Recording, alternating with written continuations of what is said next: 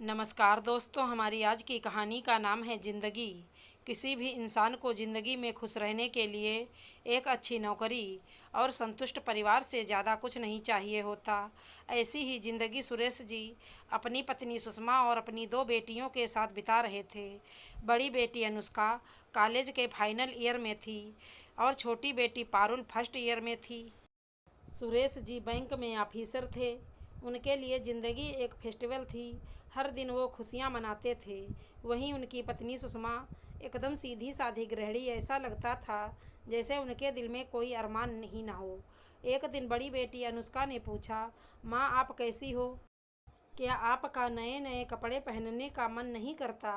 बाहर घूमने भी नहीं जाना चाहती हो? और हम जाना चाहें तो भी आप कितना रोक टोक करती हो। क्या बात है बताओ ना। सुषमा जी ने कहा, बेटा मेरी सिर्फ एक ही ख्वाहिश थी, अपना घर होने की, जो भगवान की दया से पूरी हो गई है।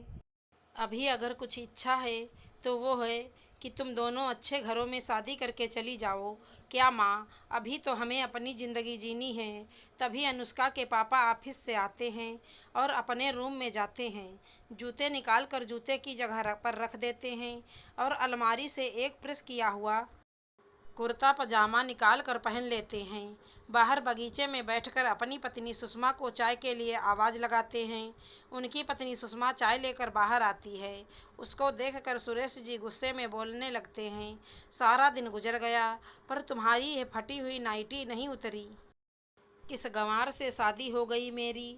मैं हमेशा सूटेड बूटेड रहने वाला और ये हमेशा फटे कपड़ों में रहने वाली। अपने पापा की आवाज़ सुनकर दोनों बहनें बाहर आती हैं और कहने लगती हैं, क्या है मम्मी, आप तो हमेशा हमारी नाक कटवा देती हो, कुछ तो ढंग से रहा करो। सुषमा जी की आंखों में आंसू भर आते हैं पर वो बिना किसी से कुछ बोले अंदर चली जाती हैं। वक्त गुजरता जाता है। दोनों बच्चों की शादी हो जाती है। दोनों बेटियां अपने ससुराल में बहुत खुश हैं। सुषमा जी का स्वर्गवास हो जाता है। सुरेश जी अपनी बड़ी सी हवेली में अकेले रह जाते हैं। सारा घर काटने को दौड़ता है।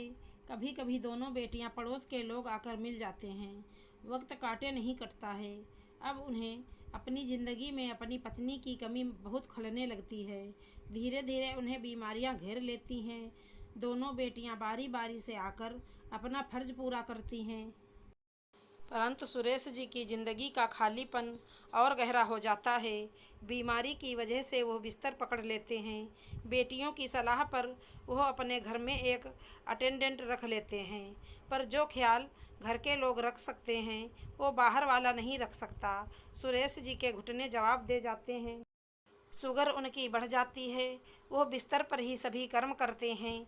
कभी कभी अटेंडेंट उनके कपड़े नहीं बदलता।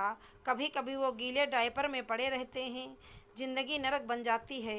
आज भी उनके अलमारी में उनके कपड़े प्रेस से लगे रहते हैं और उनके शू रैक में सारे शूज धूल खा रहे हैं। और सुरेश जी अपनी सूनी आँखों से अपनी ज़िंदगी का मूल्यांकन कर रहे हैं। जब सब कुछ था, दौलत शोहरत दोस्त रुतबा, तब मैंने किसी की नहीं सुनी। अपनी पत्नी की इतनी बेइज्जती की। जब तक वो जिंदा रही हमेशा उसे मैंने ताने दिए, उसी की सज़ा भुगत रहा हूँ। अगर वो होती तो आज मैं अकेला बिस्तर पर इस हालत में ना पड़ा होता। कैसे मेरी ज़िंदगी आहा से आह तक आ गई। आशा करती हूँ हमारी कहानी अच्छी लगी होगी। धन्यवाद दोस्तों।